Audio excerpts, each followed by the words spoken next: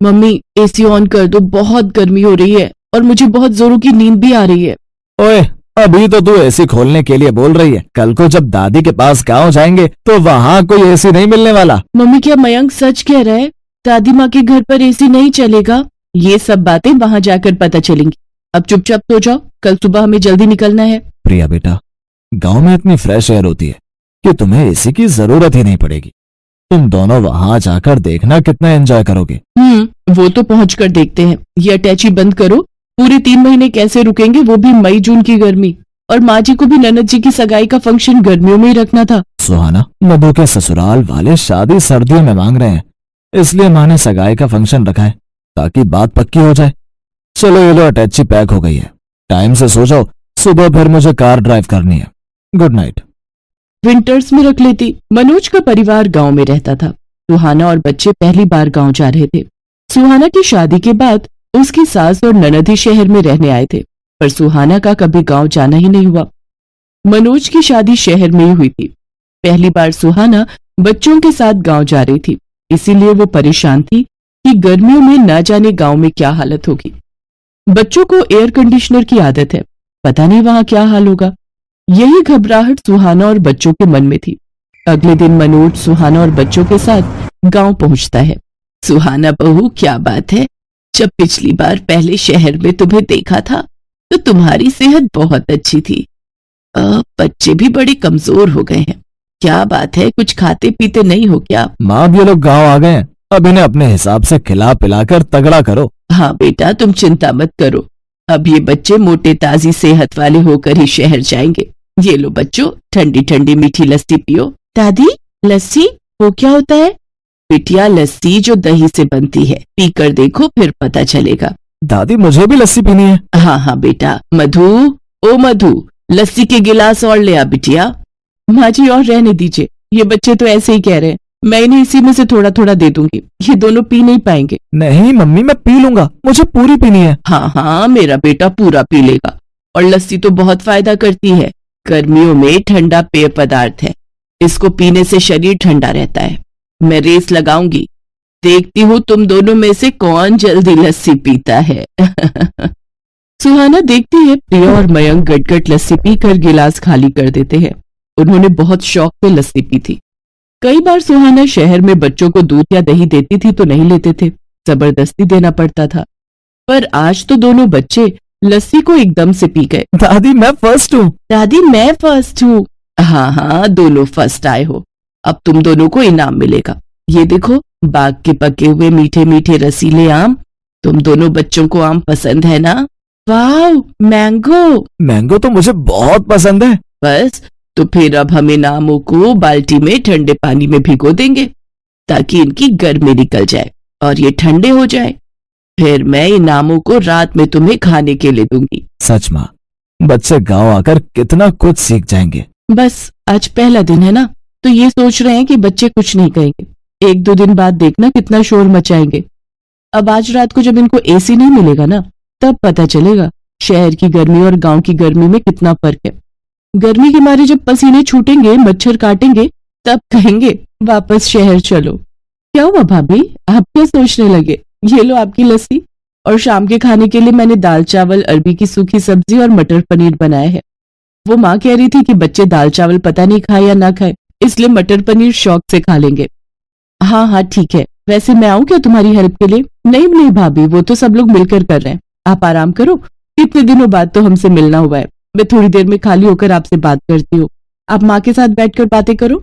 बच्चे गांव आकर सचमुच बहुत खुश थे। वो अपनी दादी और बाकी सब रिश्तेदारों के साथ खूब हंस खेल रहे थे।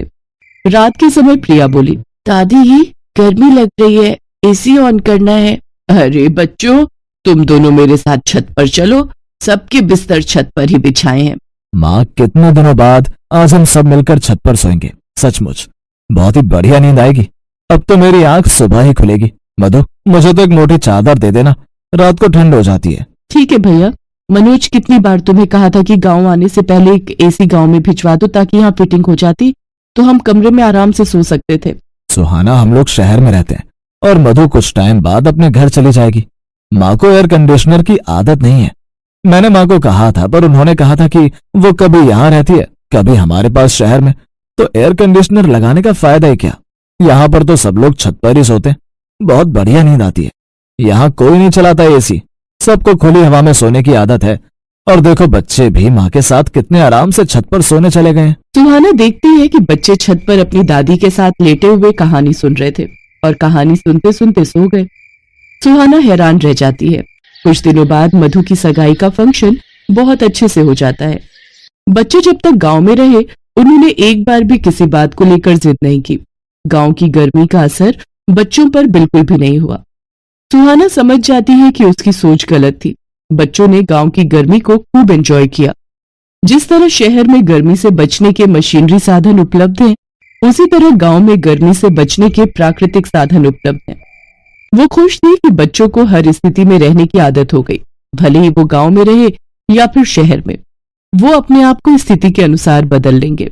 बच्चों, तुम सब बहुत याद आओगे, अब तो तुम्हारे साथ रहने की आदत हो गई है। माँ तो फिर आप और मधु शहर आ जाना, बच्चों को भी अच्छा लगेगा। हाँ बेटा, आऊंगी। थोड़ी गर्मी कम हो जाए फिर मैं जरूर आऊंगी। बच्चे कहाँ गए? रुको मैं देखती हूँ। सुहाना देखती है प्रिया और मयंक तो हैंडपंप के पास खड़े हुए ठंडे ठंडे पानी से मुंह धो रहे हैं और खुशी से उछल कूद कर नाच रहे हैं, मानो वो गर्मी के मौसम के साथ खुशी खुशी खेल रहे हो। ये लो बच्चों और सुहाना की आंखें खुशी से भर आती हैं और वो सबसे विदा लेकर आंखों में ढेर सारे सपने बटोरकर बच्चों और मनोज के साथ वापस शहर लौट आती है। पर शहर आने के बाद भी बच्चे गांव की बातें करते नहीं थक रहे थे। ये देख सुहाना और मनोज की खुशी का ठिकाना नहीं था। भयंकर गर्मी और तपती दोपहर में महेश कई दिनों से मजदूरी का काम कर रहा था। अचानक एक दिन, अरे भाइयों, देखो महेश चक्कर खाकर गिर गया है, इसे उठाओ और छांव में ले चलो। हम सबकी गलती है जो हमने इस सेठ का काम पकड़ लिया। कितनी बार तो कह चुके हैं कि दोपहर में जब गर्मी होती है थोड़ी देर काम रुकवा दे, पर यहाँ हमारी कोई सुनता कहाँ है। चलो भाई फिर से काम पर लग जाते हैं, वरना सेठ जी आ गए तो दो बातें और सुना देंगे और पता चले कि हमारी पगार में से काट लेंगे। ये सब क्या हो रहा है, हैं? मैंने तुम्हें यहाँ काम करने के लिए रखा है या कि फालतू की बातें करने के लिए? और महेश तू यहाँ लेटा क्यों हुआ है? काम नहीं करना क्या आज?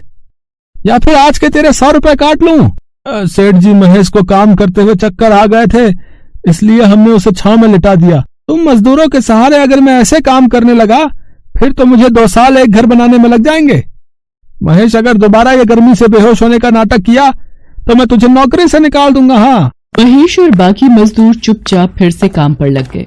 अब वो लोग बीच में काम छोड़कर जाते तो सेठ उनके पैसे मार लेता, इसलिए सभी मजदूर उसके खिलाफ कुछ नहीं कह सकते थे।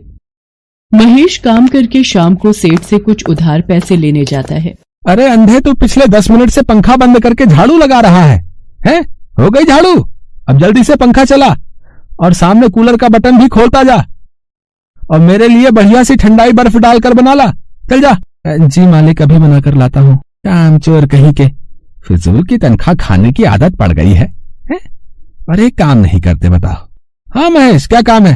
तू बोल। मालिक, कुछ पैसे उधार चाहिए थे, मेरे घर का पंखा खराब हो गया है और बिना पंखे के रात को बीवी बच्चों को बहुत गर्मी लगती है। अगर आप कुछ पैसे उधार दे देते तो मैं घर के लिए एक नया पंखा खरीद लेता। तेरा दिमाग खराब हो गया है? मेरे पास इतना फालतू का पैसा नहीं है जो मैं तुम सारे मजदूरों पर उड़ाता रहूं। मुझे भी अपना घर चलाना भाई। और तुम लोगों को क्या गर्मी लगेगी? तुम तो वैसे भी खुली हवा में सोने वाले हो। आजकल इतना अच्छा मौसम है, बाहर आंगन में चारपाई डालकर सुला दिया करो बीवी बच्चों को। मैं पैसे उधार नहीं दूंगा। तेरा क्या भरोसा, कल तू बीमार होकर घर पर बैठ जाए तो मेरे तो पैसे चले जाएंगे ना।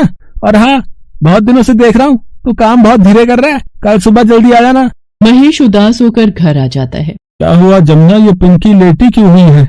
और सोनू कहाँ है? पिंकी को उल्टियां हो रही हैं। सोनू बराबर वाले मेडिकल से दवाई लेने गया है। सारी रात गर्मी से बच्चे सो नहीं पाते हैं, इसी वजह से तबीयत खराब हो गई है बच्चों की। तुमने पंखे के बारे में बात की? तो थी, पर सेठ जी ने साफ मना कर दिया। ज्यादा जोर डालूंगा तो कहीं नौकरी से ही ना निकाल दे। ये लो माँ दवाई। माँ, बहुत गर्मी लग रही है और जी भी घबरा रहा है, थोड़ी सी हवा कर दो। पिंकी बिटिया, आ मेरी गोदी में आजा, मैं तुझे हवा करता हूँ। पता नहीं हम गरीबों के साथ ऐसा क्यों होता है। ये अमीर लोग हमारी परेशानी को क्यों नहीं समझते हैं। थोड़ी सी मदद कर भी देंगे तो उनका क्या चला जाएगा? और फिर उधारी तो मांगे हैं, तुम तो काम करके पैसे चुका देते। एक बार कल फिर कोशिश करता हूँ, शायद सेठ जी का दिल पिघल जाए। महेश एक बहुत ही गरीब मजदूर था। छोटे से कमरे का किराया, रोजाना की रोटी सब्जी, भला 200 रुपए रोजाना कमाने वाला एक गरीब महेश नया पंखा कहां से खरीदता? महेश ने सोचा कि वो दोबारा एक बार कोशिश करके देखेगा। महेश और सारे मजदूर काम में लगे हुए थे। बहुत देर से सेठ का कहीं पता नहीं था।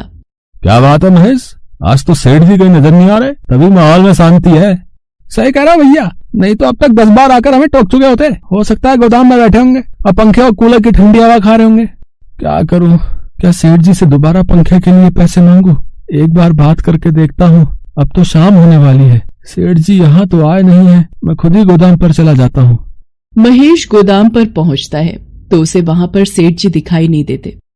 तभी उसे सेठ जी के कराहने की आवाज आती है। अरे ये आवाज तो बेसमेंट से आ रही है, यहाँ तो बहुत अंधेरा है। अरे सेठ जी, ये सब कैसे हुआ? आप यहाँ बेसमेंट में? महेश किसी तरह सीढ़ियों से सेठ जी को ऊपर लेकर आता है और सारे मजदूरों को बुला लेता है। तुम लोग यहीं सेठ जी के पास रुको, मैं किसी डॉक्टर को बुला कर लाता हूँ। महेश, सेठ जी ने हम सबके साथ इतना बुरा सलूक किया है, अब हम क्यों डॉक्टर को बुला कर लाए भाई? हैं? हमें क्या पड़ी है, हम भी घर चलते हैं, बोल देंगे कि हमें पता ही नहीं चला। किशोर, ये तुम कैसी घटिया बातें कर रहे हो? तुम्हें पता भी है इस वक्त सेठ जी की हालत कितनी खराब हो रही है? अगर तुम में से कोई नहीं यहाँ रुकेगा तो मत रुके, मैं सेठ जी को डॉक्टर के पास खुद ही ले जाता हूँ। हमें माफ कर दो महेश, हमसे गलती हो गई, तुम डॉक्टर को बुला लो, तब तक हम सेठ जी का ध्यान रखेंगे। महेश डॉक्टर को बुला लाता है। तब तक सेठानी भी खबर सुनकर वहां पहुंच जाती है। सेठ जी बीपी के मरीज हैं, गर्मी की वजह से इन्हें घबराहट हो गई थी, अगर कुछ देर और ये बेसमेंट में रहते तो इनकी जान भी जा सकती थी। महेश, तुमने आज सेठ जी की जान बचाकर हमारे ऊपर बहुत बड़ा एहसान किया है। तुम ठीक कह रही हो कल्याणी, मैंने हमेशा इन सब मजदूरों के साथ इतना गलत किया, मैं इनकी परेशानी को कभी समझ नहीं पाया। महेश, मैं तो नाम का अमीर हूं, पर तुम तो दिल से अमीर हो, ये मुझे आज पता चल गया, मुझे माफ कर दो। उस दिन से सेठ ने अपना व्यवहार बदल लिया। उसने महेश के साथ साथ सभी मजदूरों को एक एक पंखा उपहार में दिया। अब दोपहर के वक्त महेश और सभी मजदूर कुछ देर आराम भी कर लिया करते